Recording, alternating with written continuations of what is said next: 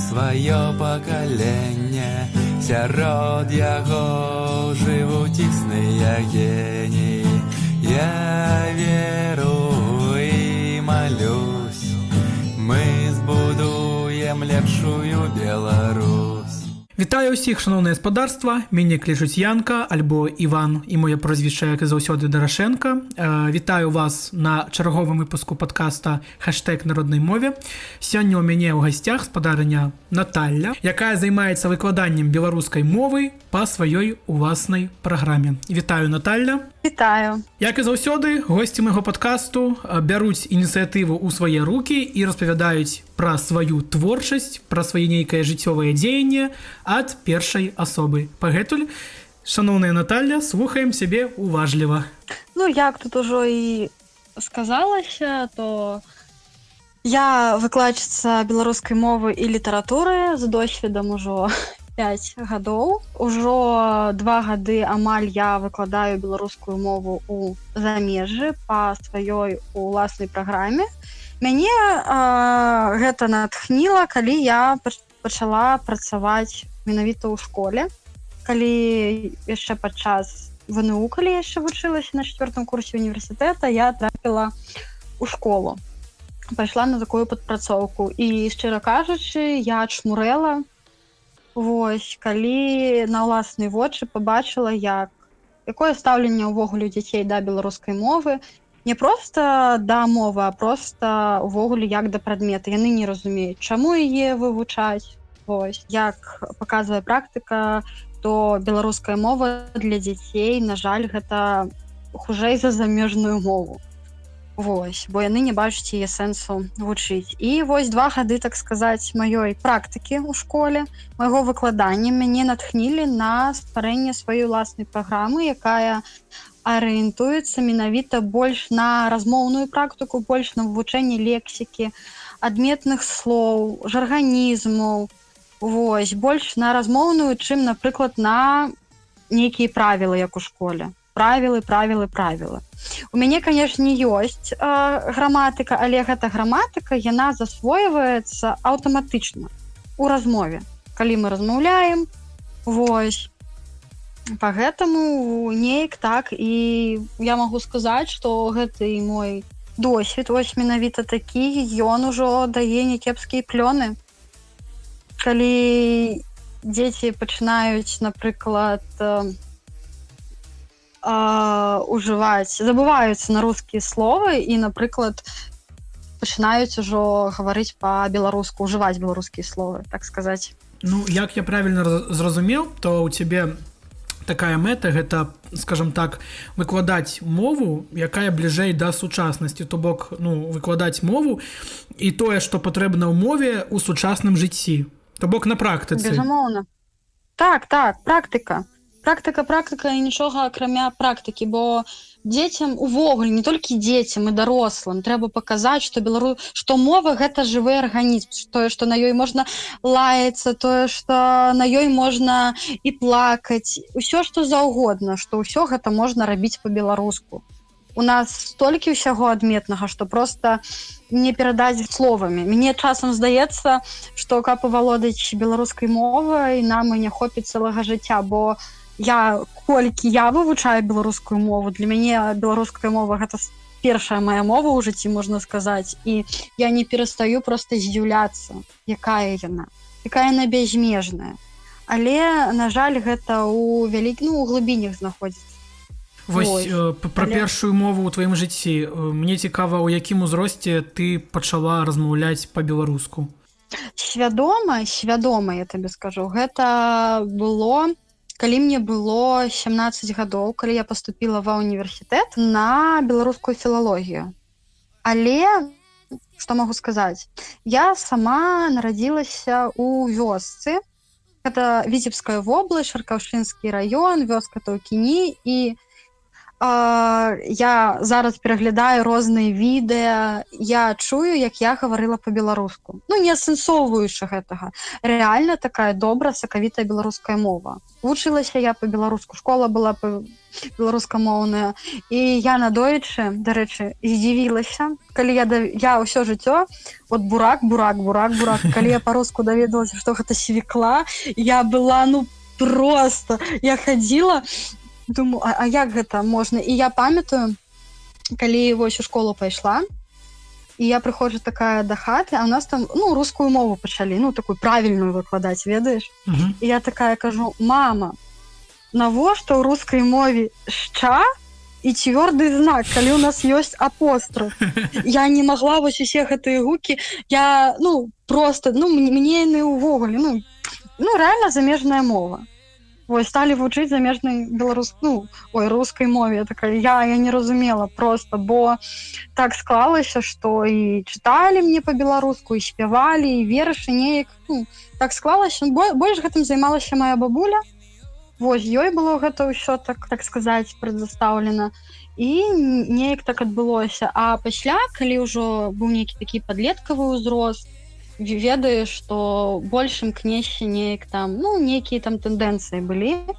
І неяк, ведаеш, шукаеш сваю нейкую кампанію, і на той момант, як я думала, мы гаварылі на нейкай такой рускай мове, але гэта была трасянка, гэта быў дыялект. Мне падабаецца гэта слова дыялект, бо гэта асаблівасці рэгіёнаў кожнай вобласці, таму іх просто шмат людзей называе ўвогуле ўсе дыялекты трасянка, але просто трасянка, мне здаецца, самы распаўсюджаны дыялект. Як і вось ва ўкраінскай мове ёсць суржык, таму што ў кожным мястэчку назвы ж дыялектаў па-свойску называюцца. І нават у кожнага рода, мне здаецца, такіх вядомых людзей былі нейкія свае асаблівасці ў гаворцы. Так, безумоўна, вось гэта гаварылі менавіта вось на гэтай гаворцы. Карацей, а пасля, калі ўжо стаў час выбіраць прафесію, дарэчы, вырашыла я стаць настаўніцай беларускай мовы і літаратуры, гэта яшчэ 6 класа, не ведаю. Неяк я філолог, вось такое, творчая асоба, матэматыка гэта не маё. І неяк так вызначылася. Настаўніца была, як чалавек, я там магу сказаць, што яна была вельмі добрая, вось як чалавек. Як выкладчыца, ведаеш, она так крок па кроку, і неяк мне з'явілася любоў менавіта да беларускай мовы. Яшчэ такая, калі я стала менавіта тое, што асведамляць тое, што я беларуска, і я павінна неяк вось нейкі унёсак зрабіць у, так сказаць, у развіццё беларускай мовы. Яшчэ тады з'явілася. Пасля мяне так то хацелася, то не хацелася, але калі ўжо так стала больш сур'ёзна падышла да гэтай справы, то неяк так метадам, ведаеш, я не матэматык, я не медык, все, што руская мова і літаратура, гэта быў для мяне жах. Я табе магу сказаць, што нават на сённяшні дзень я пішу я не ведаю правілаў рускай мовы, я не магу на ёй гаварыць. То бок ты робіш памылкі нейкія ў расейскай мове? Конечно. Я, увогуле, я табе магу сказаць, што расейскай мовы я не карыстаюся, амаль не карыстаюся.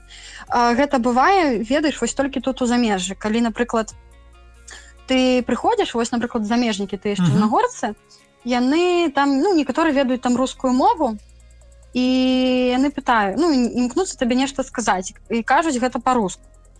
Я ім адказваю, таксама магу там 2-3 словы. То бок ты не праяўляеш нейкага радыкалізму да рускай, але ты ўсё жыццё выкарыстоўваеш беларус. То бок гэта вось твая пазіцыя, мне здаецца, як і мая, ў прынцыпе, што ты беларус і твоя беларуская мова. Калі там да цябе звяртаюцца па-руску, ты ж не прымусіш там вывучаць іх на хаду беларускую мову ўжо. То і ты адкажаш па-руску ўжо неяк. Але, калі таго вымагае моўная сітуацыя. Але я заўжды падкрэсліваю тое, што я беларуска, у нас ёсць свая мова. На жаль, я табе скажу, што большасць замежнікаў увогуле вельмі... яны думаюць, што вось у беларусу, як руская мова. Расійская мова распаўсюджана. Вось, і як на Балканах, тут я табе магу сказаць, што на Балканах мова, яна адна, са сваімі асаблівасцямі. і яны думаюць, што вось і ў Беларусі, так і ў Расіі, што вось мова з нейкімі сваімі такімі асаблівасцямі, яны не разумеюць, што гэта дзве розныя мовы. Але калі ты пачынаеш ім гаварыць там па-свойму, беларуская мова, я табе магу сказаць са свайго досведу, самая славянская, вось у адрозненне ад рускай. Калі ты ведаеш крыху рускую і беларускую, то ты лёгка паразумеешся. Лёгка вось, які дзе я не была, і адразу вось, я на слых я чую, што вось словы па-беларуску. Вось. Чым па-руску карацей, што беларуская мова самая славянская, якая дапаможа. Вось. У любой моўнай сітуацыі нейкія словы, паразуменне ты знойдзеш, калі ты не будзеш цяміць у замежнай якой-небудзь мове. У мяне вось такое цікавае пытанне з'явілася. Ты нават зразумееш яго сэнс, такое жартаўлівае. Яно тычыцца Тарашкевіцы і наркамаўкі. Як правільна, філолог альбо філёлях? Тут такое пытанне, ведаеш, такое, я табе як мовазнаўца магу адказаць. Вось, што, гэта пытанне па тыпу, з чым ты карыстаешся, якім стылем правапісу, Тарашкевіцай ці наркамаўкай? Я карыстаюся увогуле дзеясловіцай. Дзеясловіцай? Так. Нічога сабе. Паміж, я табе магу сказаць як філолог, вось як мовазнаўца з пункту гледжання. На сённяшні дзень ужо шмат пакаленняў вырасла менавіта вось на наркамаўцы. І Караткевіч пісаў, і нават наш маўленчы апарат, ён філёлях, цяжка вымаўляць. Да, но глядзі, у мяне вось складаецца такое ўражанне, насамрэч існуе такі факт, што Тарашкевіца правапісам адпавядае вымаўленню літар у беларускай мове. Мы ж не кажам там цвёрда снег, як пішацца ў наркамаўцы. Мы кажам там змягчэннем снег, там сусвет, там тая ж самая Наталля, мы кажам такім мяккім, асіміляцыя ідзе літар. Так, а ты ж мне не пра мяккасць спытаў. Я спытаў пра філёлях і пра філолог, да, вось такое самае распаўсюджанае. Я табе кажу, што з пункту гледжання моўнага маўленчага апарату, канешне, мы кажам філолог. Мы так звыклі ўжо таму, што насамрэч. Так. Але ў плане, я кажу, чаму мне падабаецца дзеясловіца, таму што яна паміж. Яна перадае вось гэта яканне, усю гэту асіміляцыйную мяккасць, усю гэту культуру маўлення. Бо Тарашкевіца, глядзі, калі б яна развівалася, то там таксама былі свае недахопы. І ў наркамаўцаў. Усюды ёсць свае недахопы. Гэта ж тое ж самае, як можна сказаць, ведаеш пра лацінку беларускую і пра кірылічнае напісанне. Лацінка, яна, як гістарычная з'ява, гэта цікава, але мне здаецца, вельмі няшмат беларусаў ёй карыстаюцца штодня. Лацінка, яна як гістарычная з'ява, там, каля ласка, там дзесьці на помніках, там дзесьці назвы вуліцаў пісаць, але я б не змог. Вось я нават неяк з цяжкасцю я чытаю, таму што чалавек, я вырас на наркамаўцы, на школьнай праграме, у нас кірылічнае было ўсё. І нават нам у школе не распавядалі, што ёсць вось гэтая лацінка, і я толькі праз інтэрнэт даведаўся, думаю, нічога, а яшчэ і арабіца ёсць, таму што ж, арабы прыехалі і пад сябе там перарабілі правапіс, каб ім было... Як гэта было... Па запрашэнні Вітаўта, князь Вітаўт запрасіў арабаў на беларускія землі. З цягам часу яны асіміляваліся і страцілі сваю мову. Але пісьмо захавалі. Гэта арабіца, гэта кітабы, напісаныя па-беларуску, але вось арабскімі літарамі. Я скажу, што гэта як гістарычная з'ява, цікава, але ў сучасным жыцці мне цяжка ўявіць, каб беларусы вось рэальна карысталіся штодня і пісалі, і друкавалі лацінкай. Вось, гэта сур'ёзна. Такі факт, што... Так, я добра валодаю і лацінкай, я нават з вучнямі, скажу, то я практыкавала лацінкай. Некаторыя адразу зразумелі, але, больш, вялікі адсотак таксама. Ім вельмі цяжка. Яны адразу думаюць, што гэта польская, адразу. Гэта шмат людзей так думае, таму што, ёсць падабенствы, і у людзей складваецца ўражанне, што гэта нейкае апалячванне беларусаў напісанне лацінкай. Але лацінка для замежнікаў, вось, напрыклад, у мяне цішоткі ёсць, ну, у мяне шмат увогуле беларускіх цішотак, ну, з такімі надпісамі. І, напрыклад, вось, калі там хожуць кірыліцы, то, ну, не ўсе могуць разумець, а вось аднойчы у мяне ёсць цішотка «Не пакідайце мовы нашай беларускай, каб не ўмёрлі». Лацініцай напісаны, і замежнікі, вось, прачыталі, і ўражаны былі. У вас лацінка, і там таксама прыходзіцца там паглыбляцца ва ўсё гэта. Ну, просто для замежнікаў... Для замежнікаў, можа, гэта лягчэй, таму што ў іх увогуле лацінскі алфавіт у шмат моў, напрыклад, у той жа ангельскай лацінскі алфавіт ідзе, і ім, мне здаецца, можа і лягчэй. Палякам лягчэй будзе насамрэч, таму што ў іх у нас лацінка падобная да іх сучаснай мовы. Але мне здаецца, для беларусаў, якія вось вучыліся кірыліцы, ну, 50 на 50, скажем так. Ну, я нават больше бы адсотак дала. Увогуле, зараз самае галоўнае гэта, ну, увогуле, каб людзі гаварылі. Вывучалі мову так, як яна ёсць.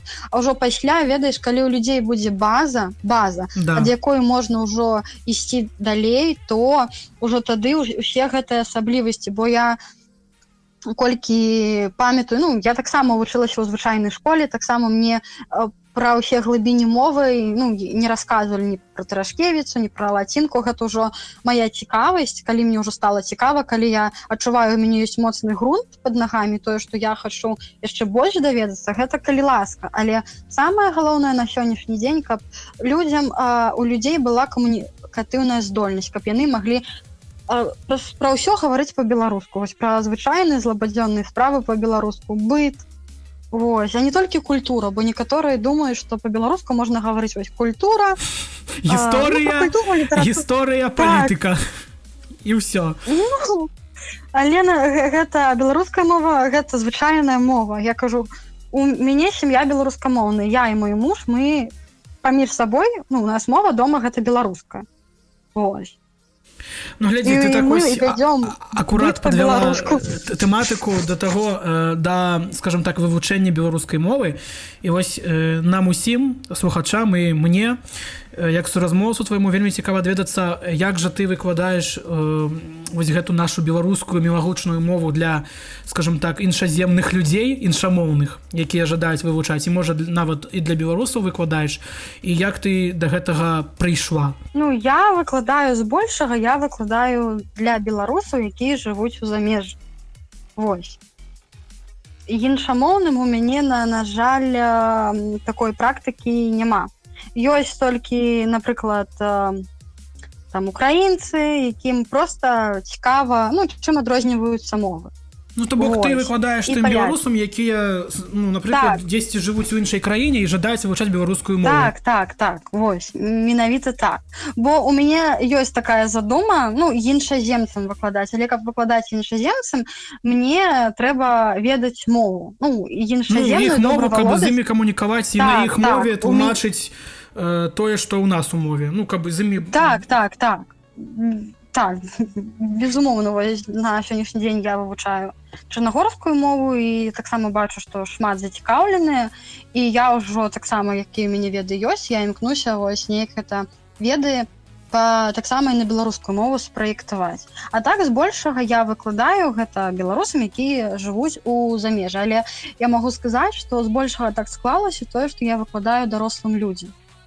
Ну, людзі, якія прыехалі, ўжо доўгі час жывуць у замежжы, але ведаеш, чагосьці не хапае. І ведаеш, свая ідэнтычнасць, яна вельмі адчуваецца ў замежжы, менавіта вось вылучыць, ну, а хто я ёсць. І ўсе, куды б ты не прыехаў, адразу, ну, пагаворцы, цябе адчуваць пагаворцы, як бы там ні было. І вось людзі хочуць сябе неяк вось гэту асаблівасць вылучыць менавіта на моўным аспекце.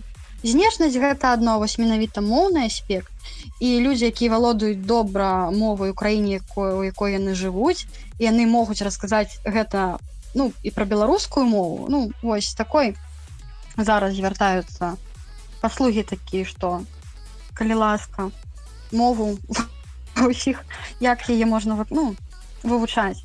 Вось, быт, яшчэ шмат хто хоча менавіта, ну, дома размаўляць па-беларуску. Вось, таксама больш, напэўна, гэта ў сталым узросце. А ў якім ты годзе ўвогуле распачала гэты праект свой? Гэта, я так разумею, онлайн-школа? Вось распавядзі, калі ласка, падрабязней. Ну, так, гэта онлайн-школа. На сённяшні дзень яна знаходзіцца ў Польшчы. Вось. Але вучні, ну, з розных краін. Збольшага гэта вучні ў замежжы. Вось, якіх ёсць прадмет, ён, ну, як факультатыўны беларуская мова і літаратура і культура. Культура і мастацтва Беларусі, яшчэ ёсць гісторыя Беларусі. Ну, гэта як факультатыўныя прадметы. Вось. І калі мяне туды запрасілі працаваць, я разумею тое, што ведаеш, узяць падручнікі спампаваць і дзецям гэта даваць, гэта і так, ну, траўма. Навошта дзецям, калі яны не будуць здаваць там ні ЦТ па мове? Ну, навошта ім гэта? Ім хочацца размаўляць. Вось. І з гэтага ў мяне нарадзілася такая думка, што трэба ад чагосьці адхіляцца. І, напрыклад, вось, з дзецьмі мы можам глядзець які-небудзь урывак фільма. Вось мы «Хоббіта» глядзелі па-беларуску. І, напрыклад, глядзім мы там 5 хвілін, і пасля мы разбіраем лексіку. Ну, то бок, якія словы там былі незразумелыя, і якія новыя для вас словы. Так, ну, так, але в асноўным гэта фразы, якія трэба занатаваць. Яны занатоўваюць, і я папрашу, калі ласка, можаце гэта ўжыць у сваім маўленні. Вы выбераце для сябе 2-3 фразы, гэта пабудаваць дыялог паміж сабой, гэта які-небудзь, ну, сказ. Ну, заўжды я прашу, каб гэта было, ну, моўна, мы як-небудзь гэта зацвердзілі. Вось. Вось, ведаеш, у нас, я пераб'ю цябе, у нас такім чынам амаль выкладаюць ангельскую мову. Што самае цікавае. Я ведаю. Вось у нас такім амаль чынам выкладаюць ангельскую мову, і мне цікава, чаму бы гэты вось такі стыль выкладання не перарабіць пад беларускую мову. А у нас беларуская гэта падручнікі, правілы, а ў ангельскай, да, ёсць правілы, але вось у мяне ў школе мы таксама глядзелі фільмы і вучыліся будаваць дыялогі паміж сабой. І мне здаецца, для беларускай мовы гэта прыстасаваць мажліва, і гэта будзе цікавей, чым вось гэтыя правілы і падручнікі. Безумоўна. Ну, можна нават падручнік такі скласці. Ну, да, цікавы, тому што ж, вот ты вось, калі я пераб'ю цябе зноўку, ты вось, ну, бачыла вось падручнікі на беларускай мовы і падручнікі ангельскай мовы. У падручніках ангельскай мовы ёсць прыклады дыялогаў. Там Майк энд Ліза, самы стандартны дыялог у падручніках ангельскай мовы беларускай адукацыі. Там Майк энд Ліза, welcome, hello, вось. Чаму б не зрабіць падобныя дыялогі, там, напрыклад, Ян і, я не ведаю, там, Фрося. Прывітанне, вітаю, як справы. Ну, па тыпу вось такога.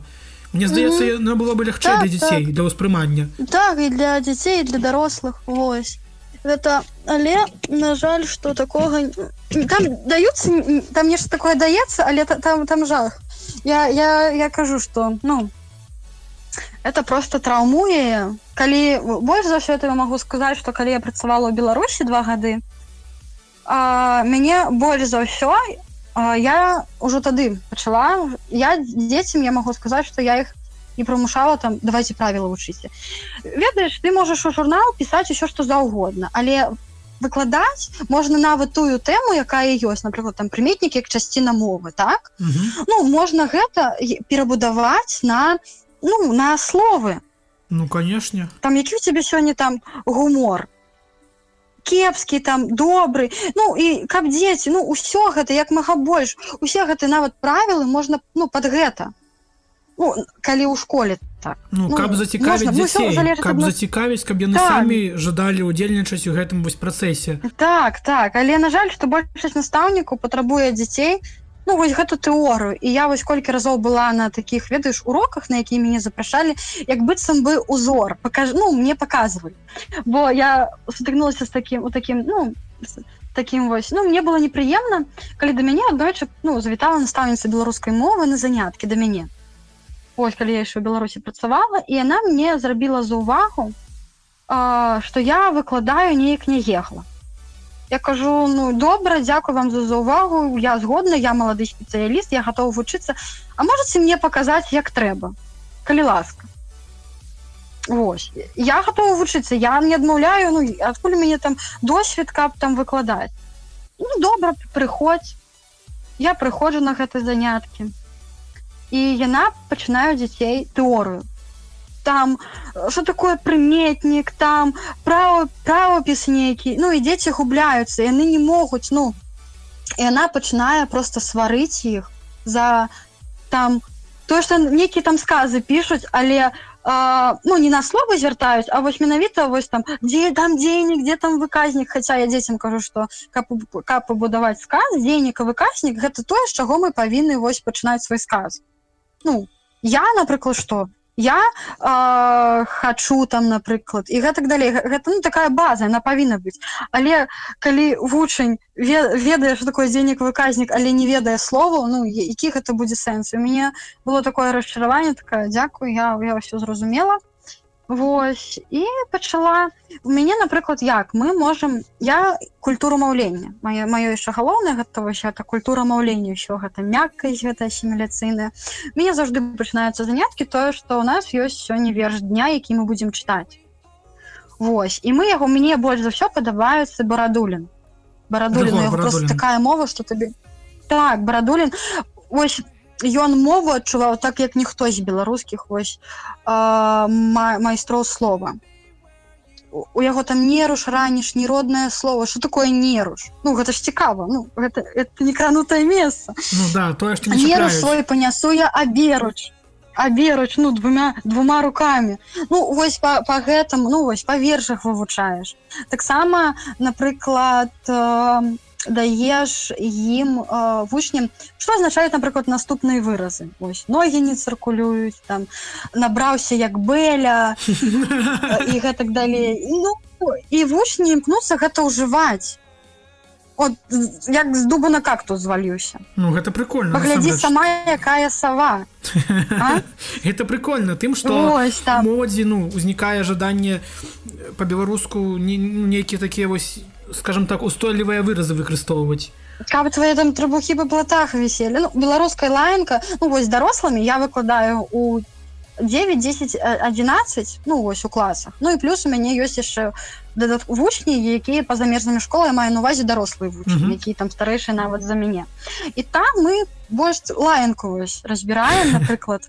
У беларускай я не ведаю. Слухай, зараз слухачы скажуць, вось што на вашай беларускай мове, толькі лаяцца і мажліва. Чаму? Не, ну, лаянка, як бы там ні было, гэта жыццёва. Не, ну, дарэчы, я хочу сказаць, што шмат беларусаў, хоць яны і карыстаюцца мовай, але яны лаяцца па-руску. Вось, і беларуская лаянка, яна прыгожа чым, што яна такая быццам бы неабразлівая, але гучыць прыгожа, і нясе такі сэнс прикольны. Так, ты мне тут патрэбен, як срацы дзверы. Ну, шкіндзёхай адсюль, даражэнькі ты мой. Набраўся як Бэля, дык калі ласка. Забі зяпу. Ідзі.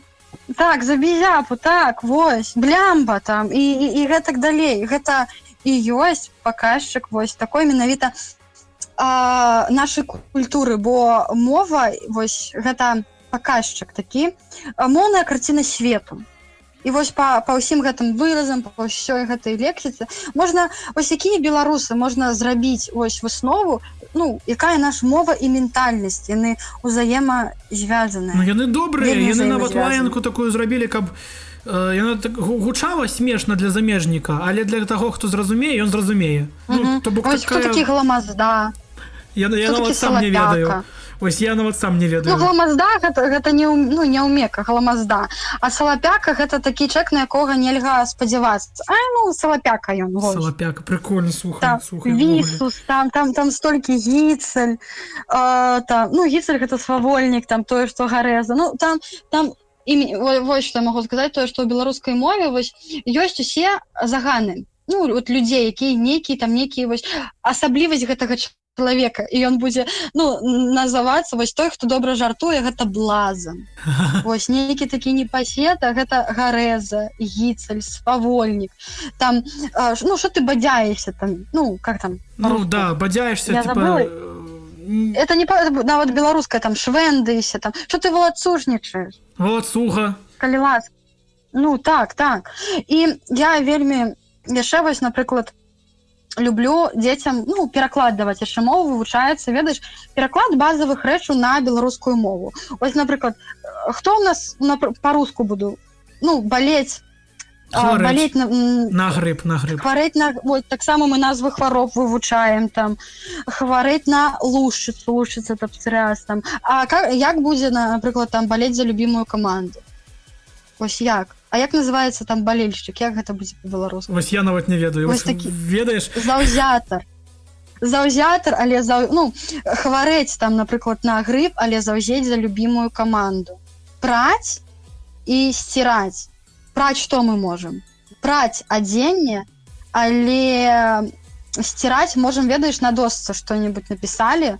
Калі вось так казаць, што ў рускай мове ёсць адно слово, гэта сціраць вещи, сціраць з доскі, а ў беларускай ёсць адпаведнікі. Там кахаць жанчыну, любіць радзіму, у рускай там любіць женщину, любіць родину. Так, вось.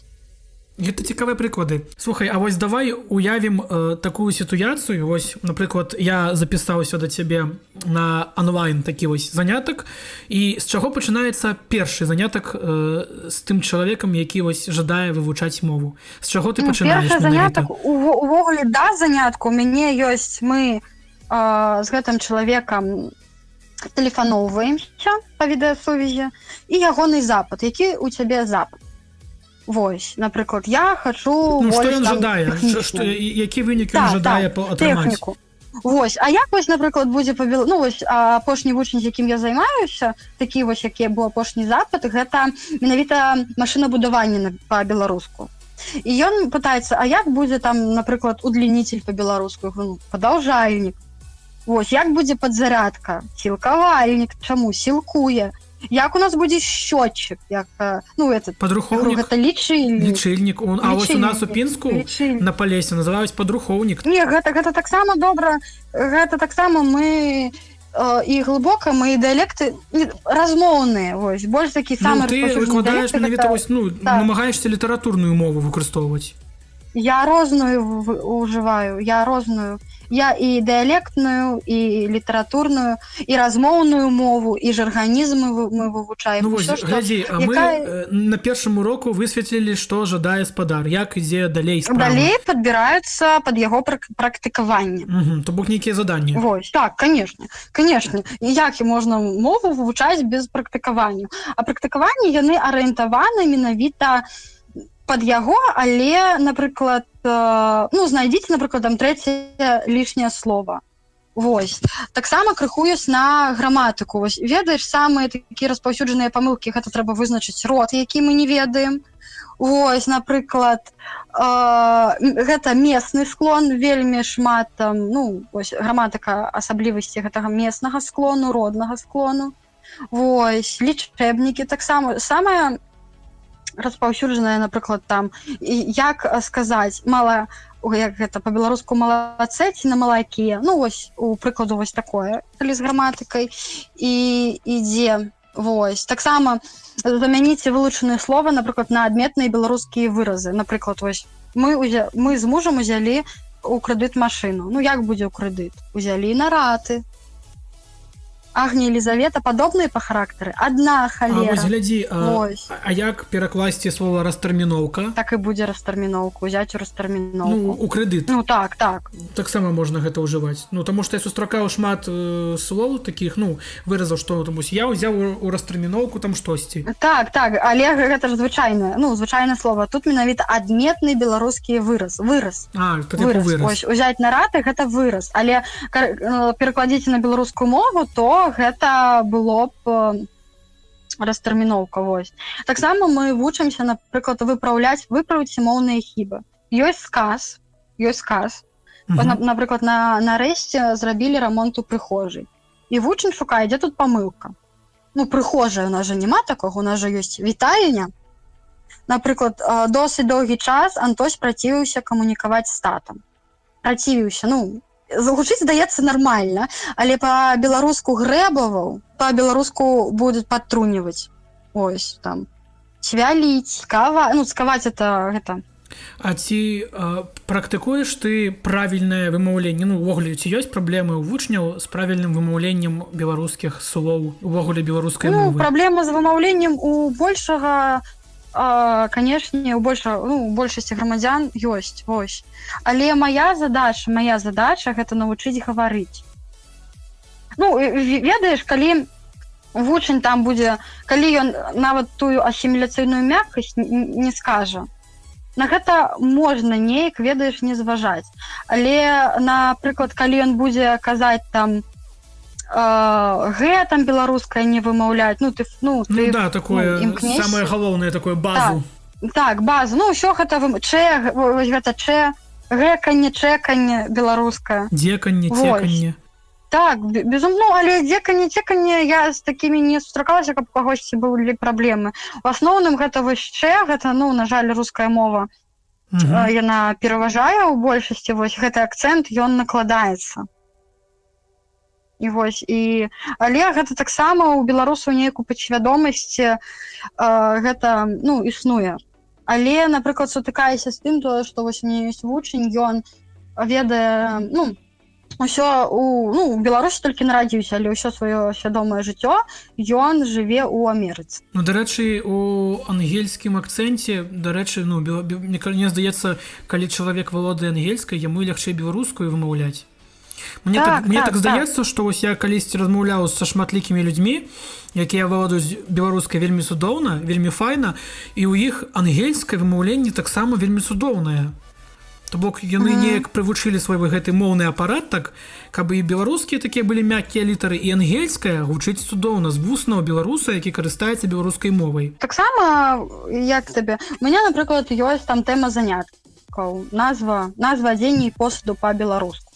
Вось, і ўсе гэтыя практыкаванні таксама, напрыклад, з дзецьмі вельмі дапамагаюць, ведаеш, сучасныя тэхналогіі. Вось, там, і ім малюнак які-небудзь, і, апішыце там, што ёсць на гэтым малюнку. Вось, усе сучасныя тэхналогіі, асабліва для дзяцей, яны вельмі дапамагаюць. А вось з дарослымі, на жаль, ужо такое не праходзіць. З дарослымі ўжо трэба, ведаеш, сур'ёзна такая больш. Ўсё роўна, ты ж вось вывучаеш, хоць і, скажам так, практыкаванне мовы, але ты таксама і нейкую даеш базу ведаў па правілах. Правапісу... Правапіс, дарэчы, вось наконт правапісу такога база, гэта, напрыклад, каб скланяць, вось, малацэ, вось такое. Ты падзяляеш мову на літаратурную і на творчую? Канешне. Вось, калі чалавек, ён творчы чалавек, ён піша вершы, і ён напісаў «Я кахаю радзіму». Ты гэта палічыш за памылку ці не? Не. Гэта... Вось, а ёсць шмат людзей, якія крычаць навокал, што, напрыклад, кахаць радзіму нельга, кахаць радзіму немажліва. Кахаць, мажліва, там, не ведаю, чалавека, маці, дзяўчыну. І ты намагаешся растлумачыць, што глядзіце, вось вершы тых жа класікаў беларускіх, у іх увогуле там яны кахаюць лясы і бары, чаму я не магу кахаць радзіму. Мне здаецца, што літаратурная мова, калі чалавек піша вершы на мове, песні, яна на другі план, таму што чалавек піша ад душы, і ён можа надаваць нейкія характарыстыкі нежывым прадметам, як жа ён кахае радзіму гэтую, як маці. Ён можа параўнаць сваю радзіму як родную маці. Так. Літаратурная мова, вось, яна будзе сустракацца ў навуковых артыкулах. Вось, мне таксама здаецца, што у большай ступені у нас літаратурная мова, яна у гістарычных, у біяграфічных, у дакументалачках, нейкіх дакументальных дакументах, дзе рэальна не трэба былі памылкі, было афіцыйны стыль, а публіцыстыка, мне здаецца, яна прытрымліваецца літаратурнай мовы, але мне здаецца і публіцысты, шановны філолог, вымавіце, калі ласка, слова публіцыстыкі. У чым? Вось, дзякуй вялікі. У ёй можна выкарыстоўваць там літаратурную мову і нейкую творчую, чаму бы не. Гледзячы дзе, напрыклад, калі ты журналіст, то табе трэба браць... Калі журналіст, то пішы, калі ласка, літаратурнай мовы. Не, ты можаш ужываць, але калі ласка, бяры гэта ў двухкоссе. Двухкоссе азначай. Калі там гэта афіцыйны артыкул там дзесьці на сайце там нейкай персоны вядомай, мне здаецца, да, там дзяржпрацоўніка, то трэба ўжо літаратурнай мовай. Але калі там творчы дзеяч, ці проста чалавек, які проста карыстаецца мовай, ёсць проста шмат людзей, яны саромяцца таго, што яны не ведаюць слоў. Не трэба саромецца. Я кажу, слухай, размаўляй, як ты лічыш для сябе прыемней, але галоўная справа, што ты размаўляеш, гэта ўжо вялікі ўзнёсак у тое, што ты адчуваеш сябе беларусам. Неважліва, ты там сказаў, ты там памылачку зрабіў, слухай, не заўважай на тых людзей, хто тебе гэта кажа. Ты ўжо зрабіў вялікую справу тым, што перайшоў на беларускую мову. Ты гэтага не саромешся, а вопыт ён прыйдзе з цягам часу. Вось мне так здаецца. Безумоўна. Увогуле, я табе магу сказаць тое, што у мяне няма такой звычкі, маю на ўвазе, што там сварыць вучня за памылку. Калі не той канча так сказаў. Вось, мне вучні таму і выбачайце, як ужо не трэба выбачацца за памылкі. Бо ўсё ж такі нас атачае розная прастора. Розная, вось. І трэба браць ва ўлік, дзе яшчэ чалавек рос. Напрыклад, ён можа пісаць так, таму што ў яго так у вёсцы казалі. І ты не скажаш яму гэта памылка, таму што мяне спытаюць таксама шмат людзей. Якое самае вялікае багацце беларускай мовы? Я кажу тым, што ў нас шмат дыялектаў. І дзякуючы гэтым дыялектам тое, што хтосьці ліча памылкай, будзе правільна. Вось на Столенчыне кажуць так, там дзесьці на Магілёўшчыне кажуць так. І гэта не літаратурная мова, але гэта дыялекты, і мова гэтым і багатая тым, што шмат дыялектаў і шмат слоў. Безумоўна, я кажу, беларуская мова бязмежная. Ведаеш, што надоечы такую думку пачула? Кажа моя знаёмая, што чалавек будзе гаварыць літаратурнай мовай, як калі яна вывучаная, ведаеш, як замежная. Нас жа замежнай мовы вучаць, напрыклад, правільнай.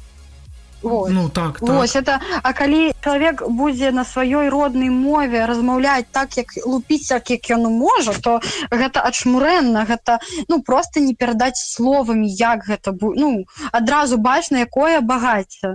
Сыпаць гэтымі словамі, як з рукава проста. Шмат мовазнаўцаў у двух косцях кажуць, што ў беларускай мове там ты кажаш памылкамі, але ж мы вывучаем, глядзі, ты ж прыклад, мы вывучаем ангельскую мову ў школе. Вывучаем мы яе па брытанскіх правілах. То бок брытанскі правапіс вымаўлення.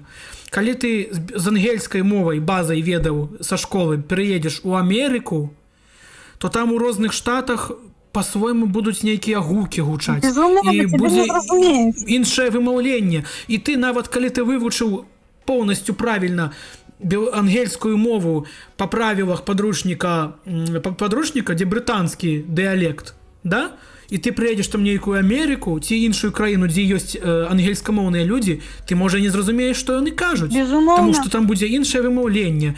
Іншае, там, мяняецца на А ангельскае. Пагэтуль, так і ў беларускай мове ёсць асноўная база і ёсць дыялекты гэтай мовы. Там у розных куточках Беларусі і нават, мне здаецца, і не Беларусі. Так. Безумоўна, ты маеш рацыю, ты добра кажаш.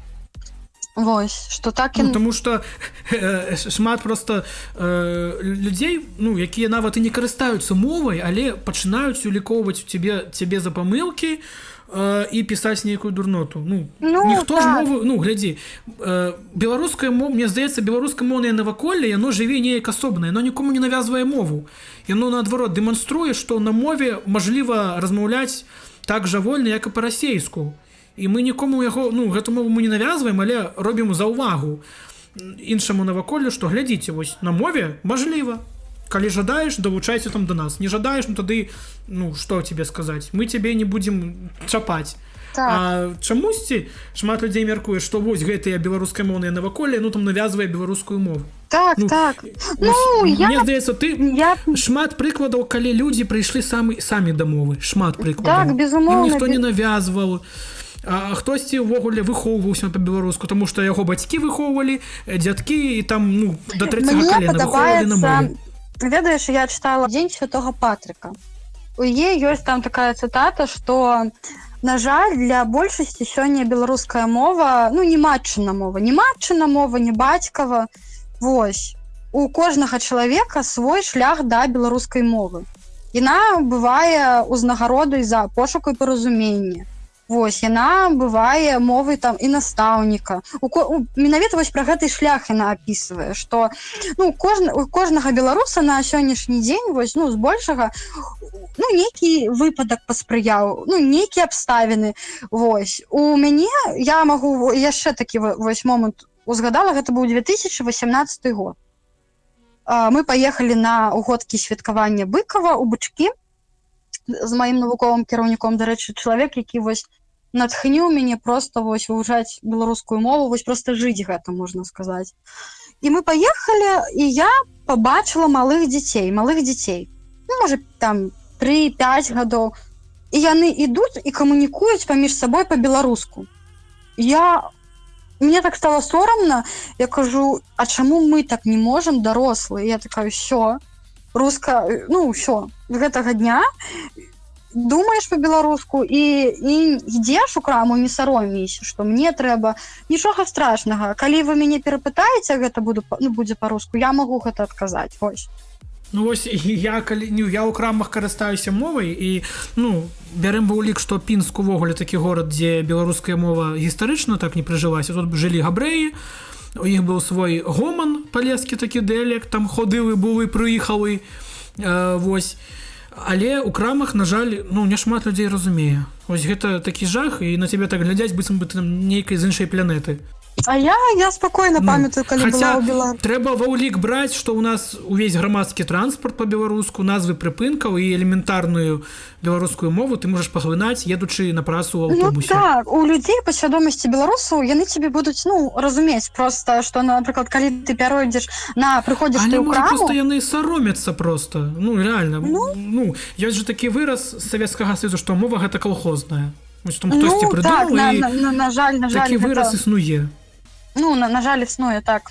Я і хадзіла да лекароў, памятаю, я на беларускай мове.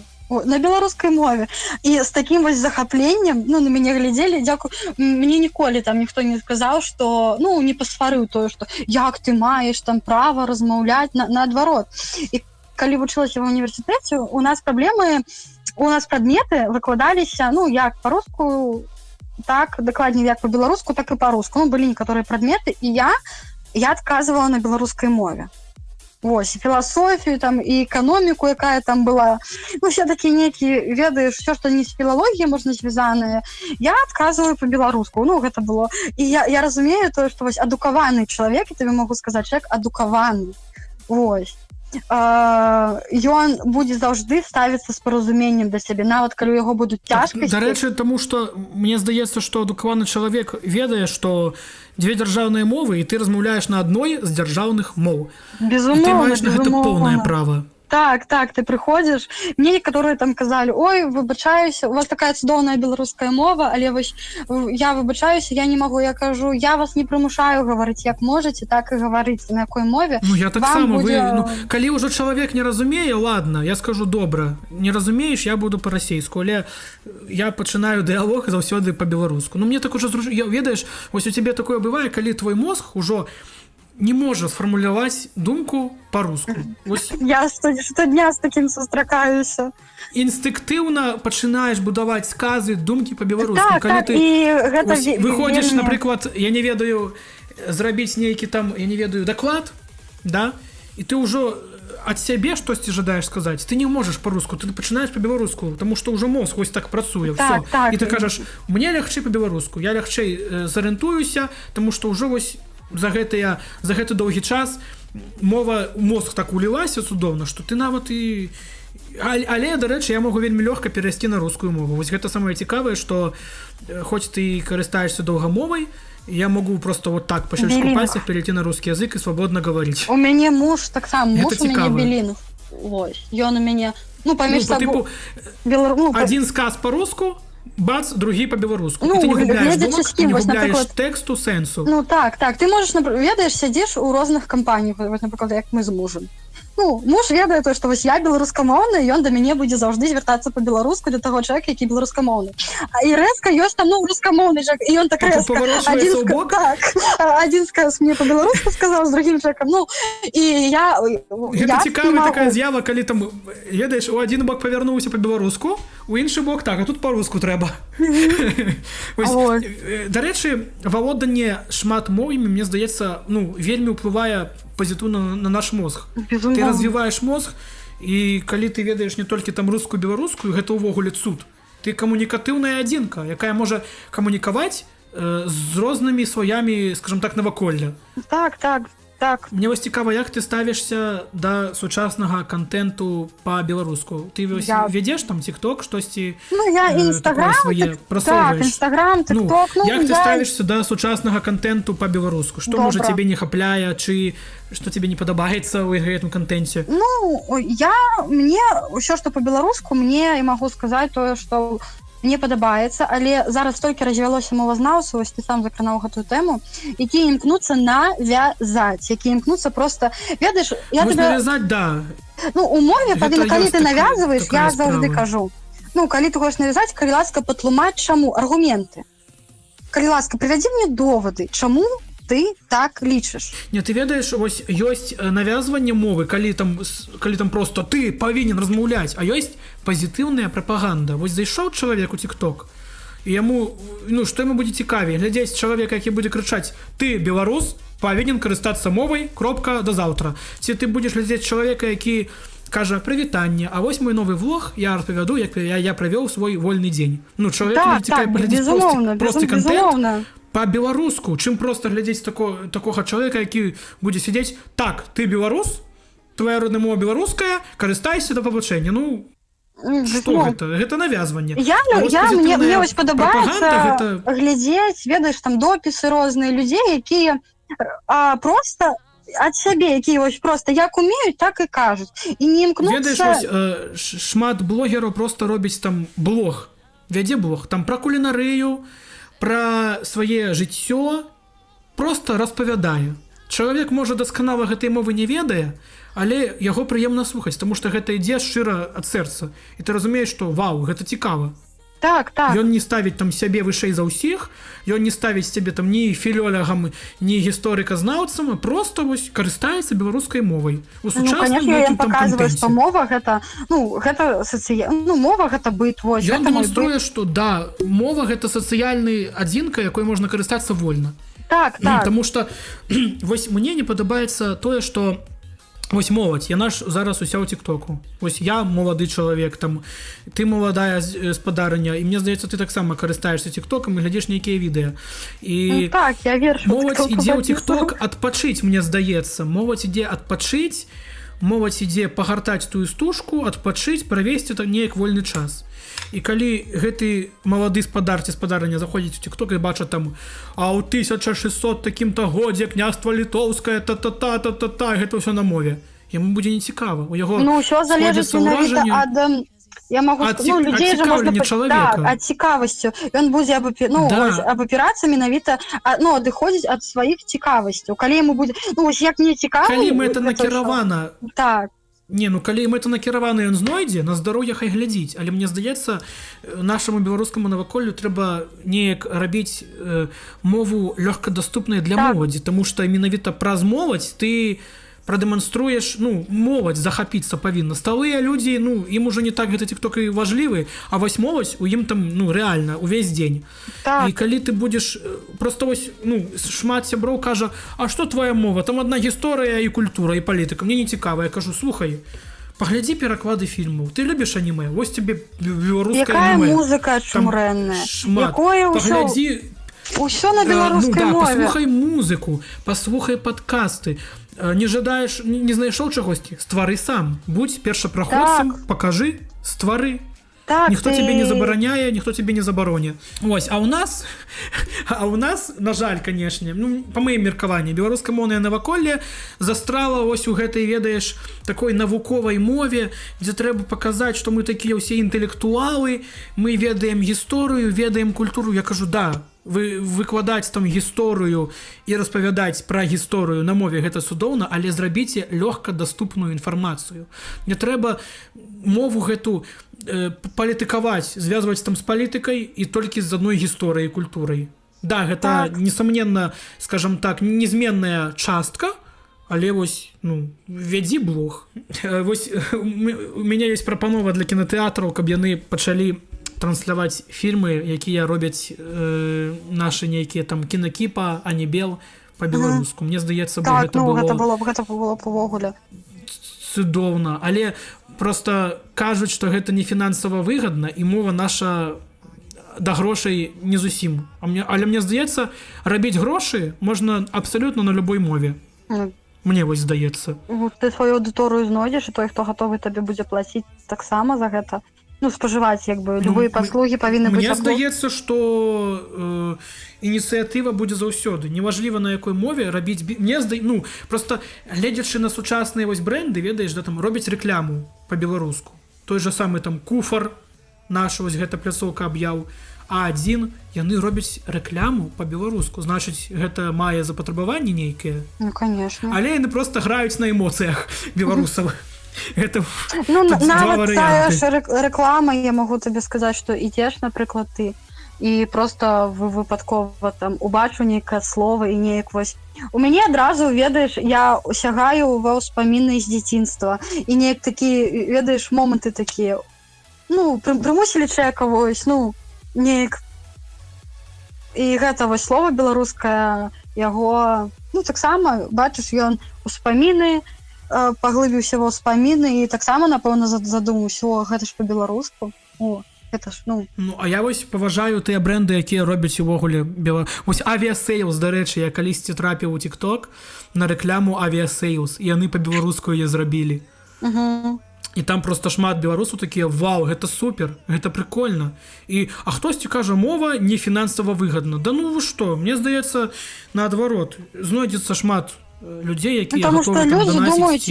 Ведаю, што большасць абапіраецца на тое, што як мага больш трэба зарабіць грошу. І, на жаль, большасць ідзе не на ідэі, а менавіта вось на тое, каб зарабіць грош. Гэта таксама... Калі ацэньваць, мне здаецца, беларус будзе паважаць больш той брэнд ці тую арганізацыю, якая будзе рабіць па-беларуску контент, чым па-руску. Таму што яна, арганізацыя паказвае такую прыстасованасць да беларускай мовы і паказвае сваю зацікаўленасць у гэтым. Да, хто ты ёсць, вось. Калі ты робіш менавіта па-беларуску, ты не хочаш, ты просто, ты робіш, значыць, гэта для беларусаў. Ось, для беларусаў па-беларуску. Не для расейцаў там, ці яшчэ там для кагосьці. Менавіта для беларусаў. Рабіць сваё, як мне верш зараз узгадалася, што вот любіць сваё зусім не значыць чужое ганьбіць, адмаўляць. Вас за чужым свайго не бачыць, не вывучаць, не шанаваць. Злачынствам будзе без сумнення, бо ёсць такі закон жыцця. Чужое любіць да пакланення, сваё любіць да самазабыцця. Вось, самае галоўнае, што гэтыя брэнды яны робяць па-беларуску рэкламу, але яны ж, не ставяцца там неяк дрэнна да рускамоўнай аўдыторыі сваёй. Калі ласка, мы зрабілі для гэтага рэгіёну беларускамоўную рэкламу, таму што ёсць запатрабаванне, а там дзесьці па-руску. Чаму бы не? Калі да нас жадае прыйсці брэнд нейкі там замежны, ці там іншы, там суседскі, да, там расійскі, там ці казахстанскі, калі ласка, каб яны зрабілі два варыянты. Так. На двух мовах. Так, правильно, вось у нас ёсць две мовы, і каб аднолькавая увага была нададзена як рускай, так і беларускай, аднолькава, а не тое, што будзе адна мова там пераважаць. Аднолькава, вось, давай раўнапраўна. У нас у банках там беларуская мова есть, ангельская, руская. Абіраеш там в банкамаце беларускую, карыстайся на здароўе. Так і з іншымі кампаніямі. Калі ты жадаеш тут рабіць бізнес, рабі яго на двух мовах, таму што ў нас две дзяржаўныя мовы. І існуе наваколле, якое карыстаецца гэтай мовай. І яму можа проста непрыемна, ён жадае, каб па-беларуску было. А так вы просто, мне здаецца, кліентаў, яны адсякаюць ад сябе.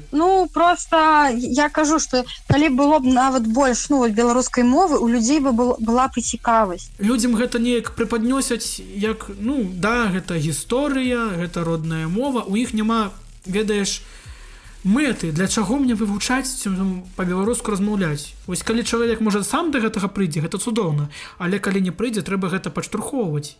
І не проста там словам карыстайся мовай, не проста там карыстайся мовай, бо ты беларус, а там я не ведаю, вось калі беларус зажадаў адчыніць бізнес, яму там нейкія зніжкі на налогі зрабіць, зніжкі, каб, калі ён беларускамоўны бізнес вядзе, за падтрымку культурнай спадчыны. Калі ласка, вось тебе там нейкія зніжкі. Я б так зрабіў. Чаму бы не? Сур'ёзна. Гэта было спрыяла. Мне здаецца, калі б вось такі быў бы закон, то і кінотэатры пачалі бы трансляваць беларускамоўныя фільмы, і бізнес пайшоў бы ў гору.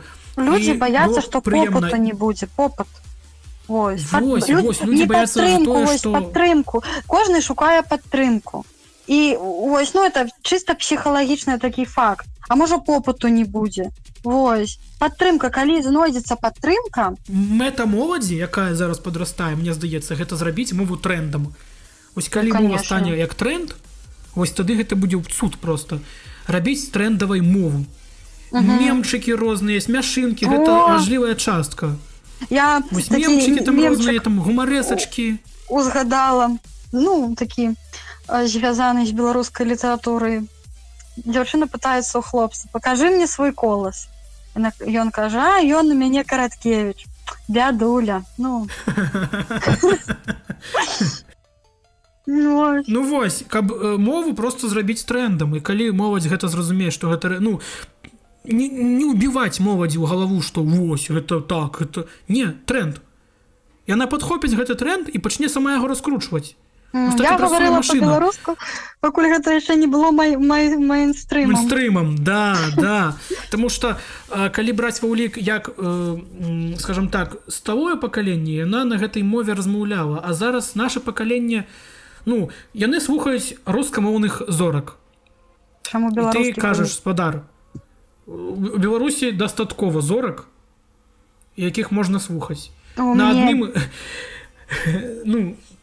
сур'ёзна, паслухай свае. І вось яшчэ такое цікавая з'ява, што ёсць шмат прыкладаў. Я такі прыклад, што вось, Янка, ты жадаеш з'ехаць за мяжу? Я адказваю: а навошта мне ехаць за мяжу, глядзець там, да?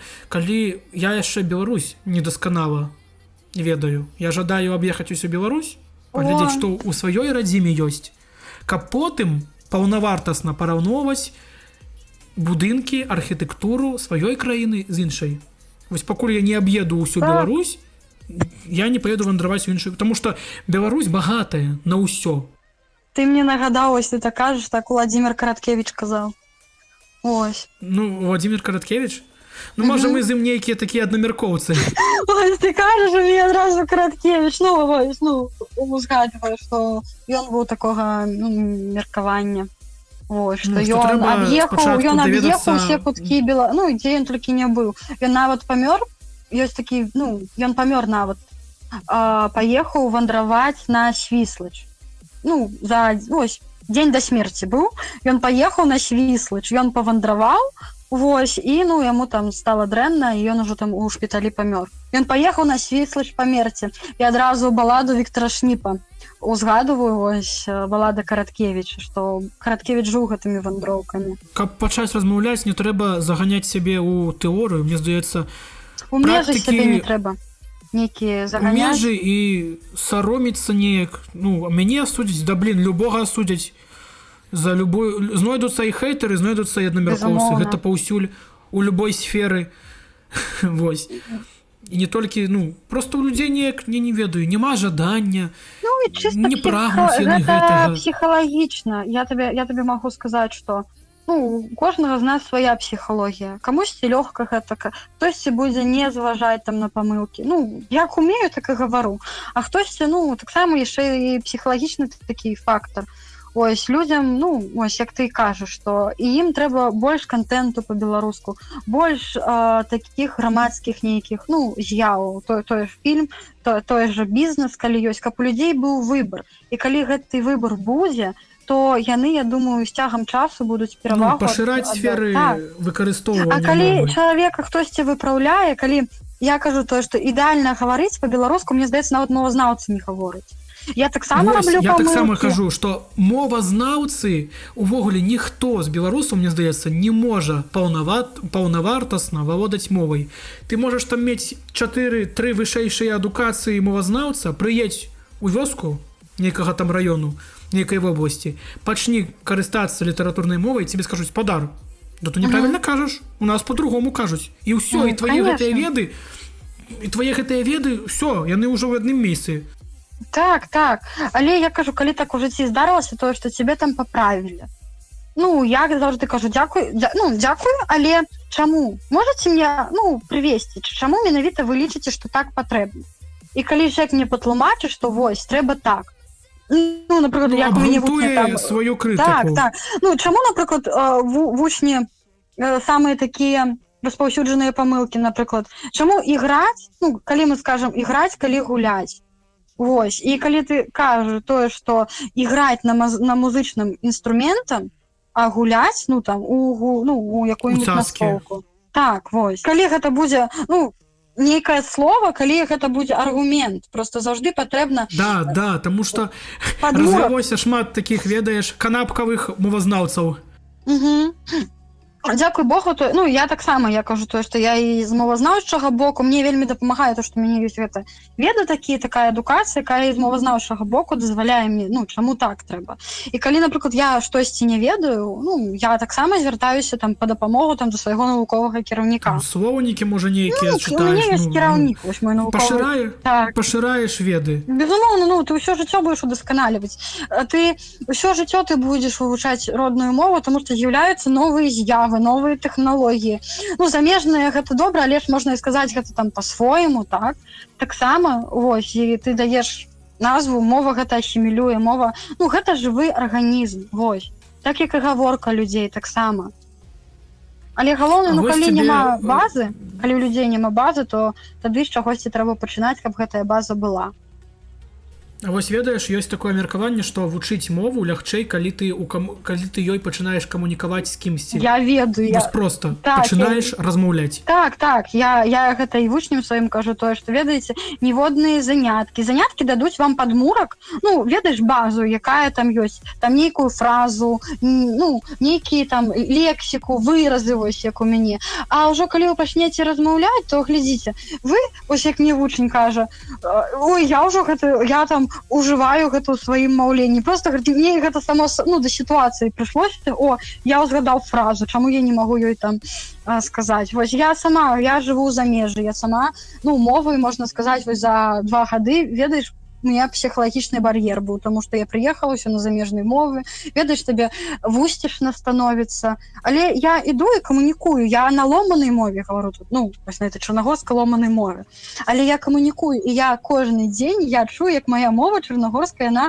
удасканаліваецца, крок па кроку, не ўпэўненымі крокамі, але маленькімі я іду да гэтай мэты, і мова проста яна будзе засвойвацца, калі ты будзеш на ёй камунікаваць. Ведаеш, як вучням гавару: пішыце, што заўгодна, толькі пішыце.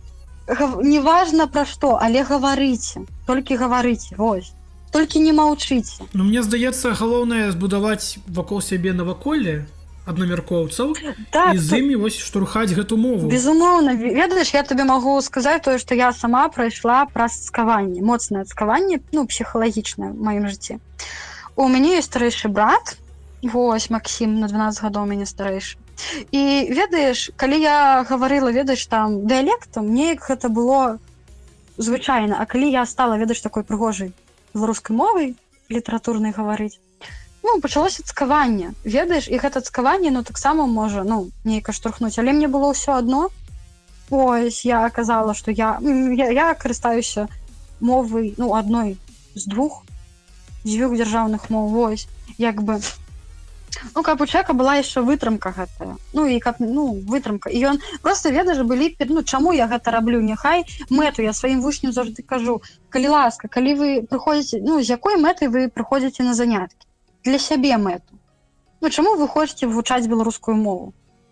Ну, для чаго? І калі у чалавека будзе мэта, для чаго ён гэта вучыць?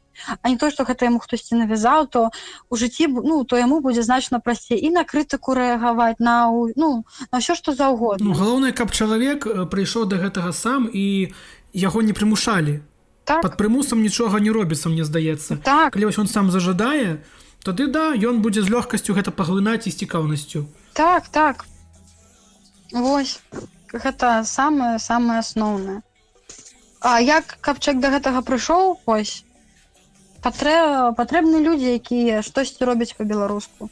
Штосьці, не толькі вось літаратура, там, а музыка рознага, ну, гатунку ёсць у беларускай мове, рознага проста. Я сама для сябе адкрываю, думаю, нічога сабе, як ачмурэнна. Ну, я яшчэ... Ну, і зараз 10 гадоў таму дзяцей не магла... выхоўваць Так, конечно. Лягчэй, насамрэч. Ну, безумоўна. Гэта ж не тое, што 90-е гады, што ў нас не было там інтэрнэту, да, і ты шукаеш там нейкія самотнікі казак.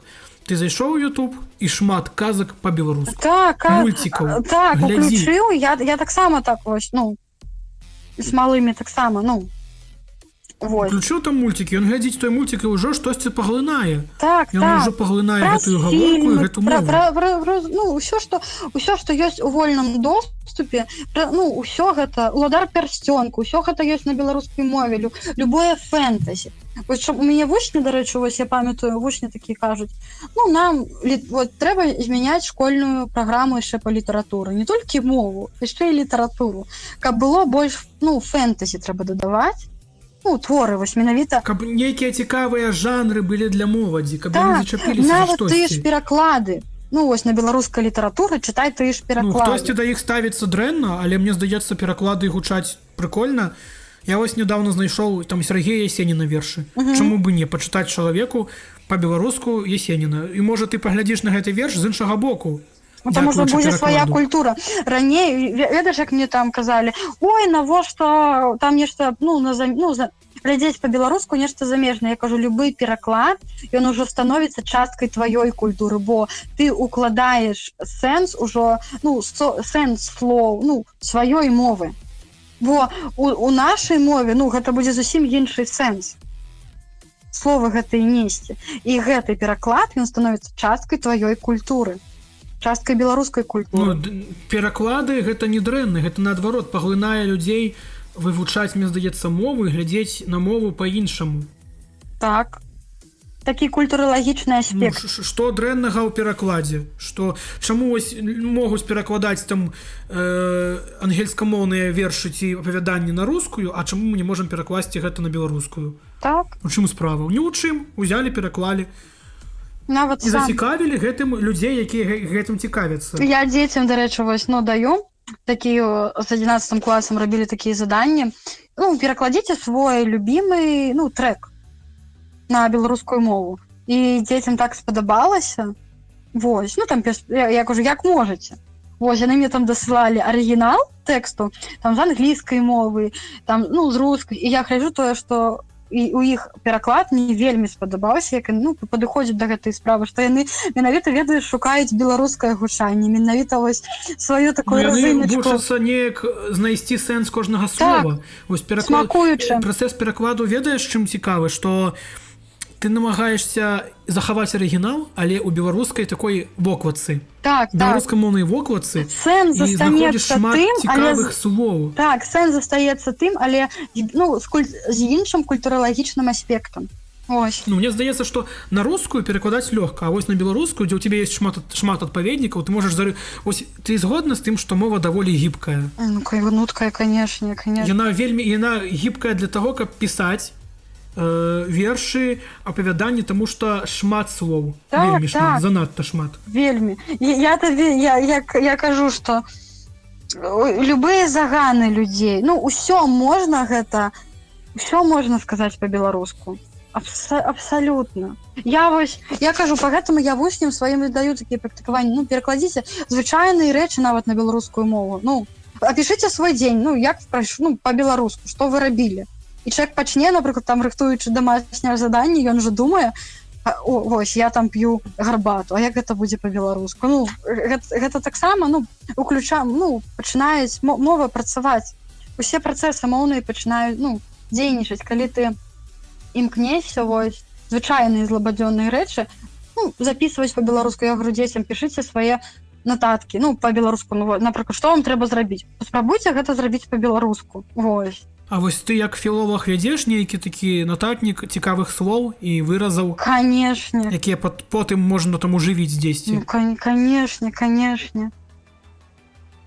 Ну, дапамагае цябе вось гэты Конечно, такія у свае мяне гэта, запісы. ведаеш, у мяне гэта на сённяшні дзень, я гэта запамінаю. Ну, гэта неяк, ведаеш, на падсвядомасці у мяне просто. Я кажу, і у мяне нават мой аспект, вось, ну, маё навучанне, яно менавіта пабудавана на вось вывучэнне адметных слоў, выразаў, прымавак, прыказак і прымавак, вось, ну, на менавіта на вось на ментальнасць. Вось, а гэта ментальнасць, яна адлюстроўваецца менавіта вось праз гэта там. Ось, як сказаць, ой, ты там придурок апошні. Ну, можна сказаць афэлак, а можна сказаць асёл маляваны. Афэлак.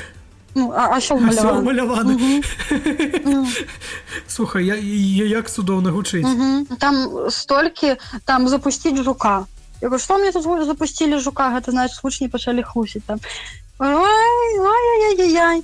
Ой, здымаць вяршкі. Я кажу, ну што, сёння з вас, я бачу, здымалі вяршкі на занятках, гэта браць самае лепшае. Я говорю, здымайце вяршкі, ну, вяршкі это клівкі па-беларуску, здымаць вяршкі, Ну, это, ну, браць, ну, всё самае, ну, лепшае, там, лахі пад пахі, ну, это всё самае неабходнае. Вось. Мокрае, як варона, там, ну, столькі, ну, выразаў там хадзіць бабылём. Хто такі бабыль? Ось, это не это хлопец, які там, ну, доўга не жэніцца. Я, да рэчы, люблю такі варыянты. Хто такі бабыль? Я кажу, ну, это чалавек, які доўга жыве з мамай, чалавек, які вельмі, ну, сярод жанчын такі, зачынены ў сябе, так, такі. Так, у сабе, так. Вось, ну, гэта вельмі так, я кажу, што зноў жа ідзе на культуралагічны аспект. І яны не суй носа ў чужое проса, калі ласка. Ну, ось, смаляное ты горла, гэта чалавек, які смаляное горла, чалавек, ну, якога нічога не бярэ. Ён можа там жлук. Слухай, ты не думала зрабіць нейкую падборку цікавых выразаў і ў нейкай сеці вапусціць? Так, але... Там нейкі самотнік выразаў. Так. Ой, у беларускай мове нават, што мне падабаецца, вось, як можна сумаваць па-беларуску, там, ну, калі ў цябе там не... Ну, ты не ведаеш, якое там выйсце. У мяне агульная млявасць, абыякавасць, ну, да жыцця. У мяне там самота, у мяне там скруха. Ну, калі мы так скажам, гэта таксама, вось, ну...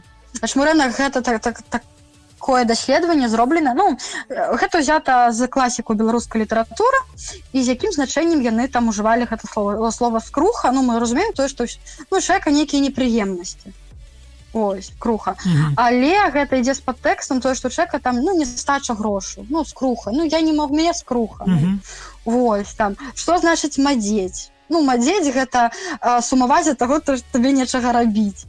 Таксама. Там журыцца, не журыся, дзеўка, гэта азначае тое, што, ну, напэўна, там хлопец даў гурбуза, ці яна яму дала твій гурбуза гэтага.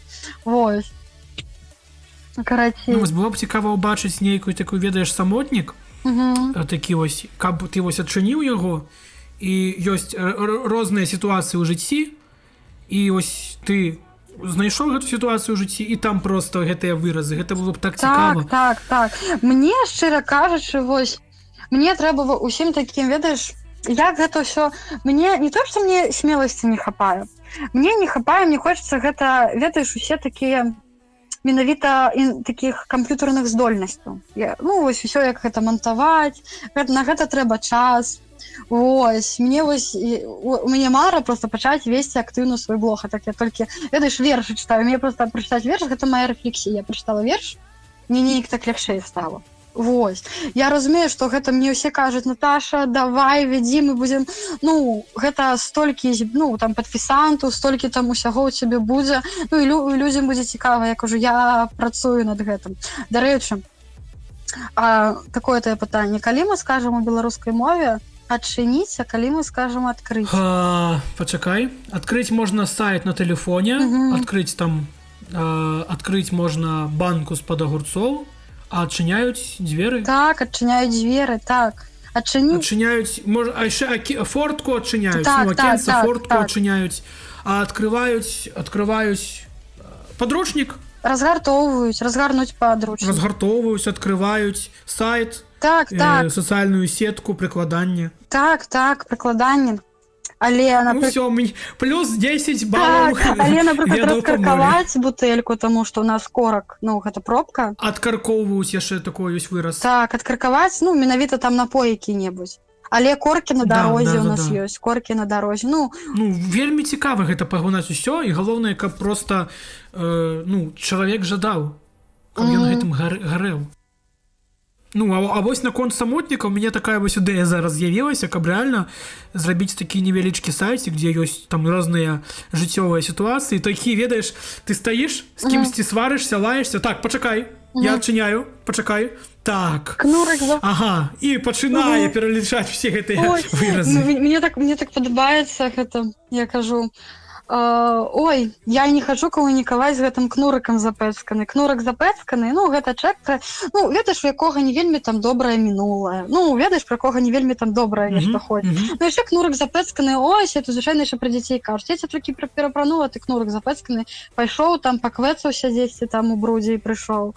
Ось, ой, там столькі, я кажу, што ты паглынаеш гэта з такой вялікай асалодай і марыш, каб гэта, было па-беларуску там, і тэрміналогія ёсць. Дарэчы, што наконт тэрміналогіі, я яе б крыху яшчэ больш удасканальвала менавіта. Яна добрая тэрміналогія, але, напрыклад, больш на такі беларускі манер, бо слоўнікі там ёсць такі, што, на жаль, стаў гэты прагрэс на потому што няма каму займацца гэтым, вось. І менавіта там на беларускі манер, там суфіксы беларускі, вось там. І падаўжальшчык, я кажу, падаўжальнік, вось. Сілкавальнік, трымальнік у нас ёсць, вось. Лічыльнік, лінік, вось. А не лічыльшчык, шчык гэта, гэта запазычны такі, вось. Ёсць такі сітуацыі, дзе мы яшчэ неяк, не ўжываюцца, але ўсё ж такі, моўную такую перавагу, што трэба вось каб больш яшчэ, каб вось гэта тэрміналогія нас, там, тыя ж медыкі, вось медычную, там, я калі стала глядзець, як назвы хвароб па-беларуску, я гляджу, думаю, нічога сабе. І гэта, гэта таксама трэба, таму што вось прыязджаеш у іншую краіну, медыцына-то, яны ж не імкнуцца нейкія такія, ведаеш, агульна там рускія падабраць словы, яны ж па-свойму там кажуць, як гэта называецца. Вось там цела чалавека. І ўсё, вось, гэта. Над гэтым трэба яшчэ. Гэта цікава, таму што ты даведаешся шмат больш. Вось ты захварэў просто, да, і такі, а як будзе па-беларуску? І такой, ох, ё-маё, як цікава. На простых рэчах і будуюцца, мне здаецца, веды гэтай мовы. На адзёр там. Я хварэла, памятаю, прыйшла да лекара, мне лекар пытаецца, а на што ты хварэла? Я хварэла на адзёр. А што гэта? Типа, выбачайцеся? Я говорю, это корь. Ось. Лушчыца, там усе такі, яшчэ, я кажу, ўсё ёсць. Як там, я дзецям люблю казаць, дзеці, перакладзіце на беларускую мову. На деревьях появились эти почки, и почки у человека як будут, яны такие. И мне падабаецца, Google перакладчик падае ныркі на дрэвах. Я кажу, ныркі у чалавека, а на дрэвах у нас пупышки. Цудоўна. Слухай, у нас, мне здаецца, вельмі атрымалася такая каштоўная і інфарматыўная размова. І напрыканцы гэтай размовы я жадаю тебе пачуць нейкія парады для тых людзей, якія, жадаюць карыстацца мовай, альбо яны яшчэ не ўпэўнены, ці патрэбна гэта ім. Вось, што ты ім можаш параіць як чалавек, які цудоўна валодае мовай, і валодае не толькі з пункту гледжання навуковага стылю, а сучаснай гаворкай, і з табой будзе вельмі цікава лаяцца, мне здаецца, рэальна. Я параіла у першую чаргу гэта вызначыцца, з якой мэтай я вывучаю беларускую мову. Для чаго я гэта раблю? Калі у вас будзе мэта, вось, і ад гэтай мэты крок па кроку ісці да гэтай мэты. Праз нейкую ляноту, праз нейкую забарону, не зважаць ні на якую крытыку. Самы лепшы крытык гэта памятайце, што гэта вы. вы можете сябе стварыць, вы можете сябе лаяць. Вось, але ніхто іншы не мае на гэта права. А калі так ужо ў жыцці здарылася, то пытай, а чаму? Каб заўжды было абгрунтаванне. Ніколі, і самае галоўнае, гэта гаварыць. З памылкамі. Вось. Без памылак. Гаварыць так, як умееш. А з цягам часу вы самі нават не заўважыце, як вы будзеце лупіць проста на гэтай беларускай мове. Проста будзеце сыпаць гэтымі словамі, як зоркі з неба, як гэтымі знічкамі.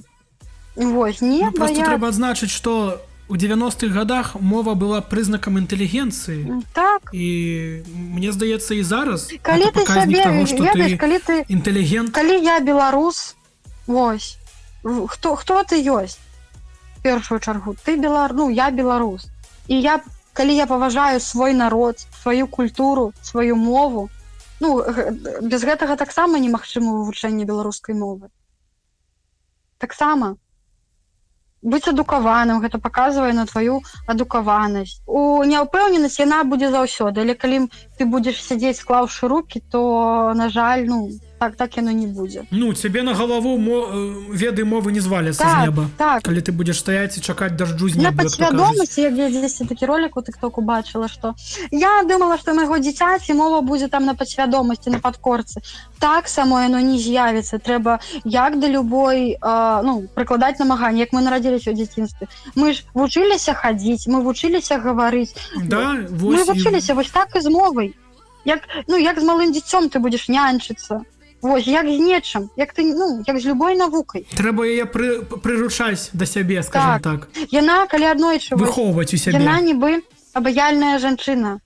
Вось, яна крок па кроку патрабуе павагі. Так, яна зачароўвае, вабіць да сябе, яна зводзіць. Як то кажа, з першага спаткання нічога не атрымаецца.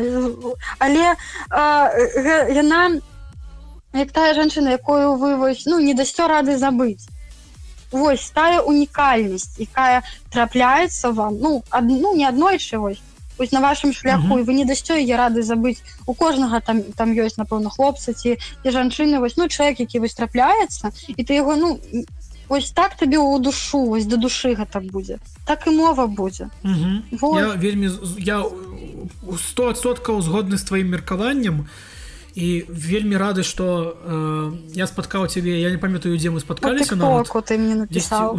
Вось тыкток, ён звязвае людзей, мне здаецца, беларуская наваколле. Вось парада для прыкладання тыктоку, зрабіце беларускую мову. Пачвары, распрацоўнікі, чаго вы вось... Мне здаецца, беларускае наваколле ў тыктоку знаходзіць адзін в однага. Я там знайшоў шмат і сваёй аўдыторыі, і шмат гасцей для падкасту. Праз тыкток. Праз вось гэты тыкток. І каб яны зрабілі нарэшце нам інтэрфейс беларускай мовы. Так. Вось. Я цябе шчыра дзякую за тое, што ты удзяліла сваю гадзінку жыцця для нашай размовы. Дзякуй. То нас пажытак. І за вялікую інфармацыю, якую ты данесла ў мае вушы. Я вось шмат чаго рэальна не ведаў. Я гэтага не соромлюся, я рэальна шмат чаго не ведаў, і дзякуючы гэтаму падкасту я рэальна шмат чаго даведаўся ад сябе. Пра гэтыя цікавыя выразы і пра гэту лаянку. Так, і галоўнае, ведаеш, галоўнае памятаць. Не сорамна чагосьці не ведаць. Сорамна адмаўляцца, грэбаваць гэтымі ведамі. Сорамна адмаўляцца ад таго, што ты, сорамна за што можа быць? За што ты не ведаеш? Гэта не сорамна, гэта проста чалавечы інстынкт. Адзін ведае то, адзін не ведае таго, гэта ж паглынаецца з вопытам. Так і ў мове. Хтосьці ведае таго, чаго ты не ведаеш. А можа ты не ведаеш таго, чаго ведае хтосьці іншы. Безумоўна, усе мы розныя, і гэта прыцягальнасць, калі будзе як мага больш людзей у сферы, вось чаму уносіць менавіта ў сваю сферу беларускую мову.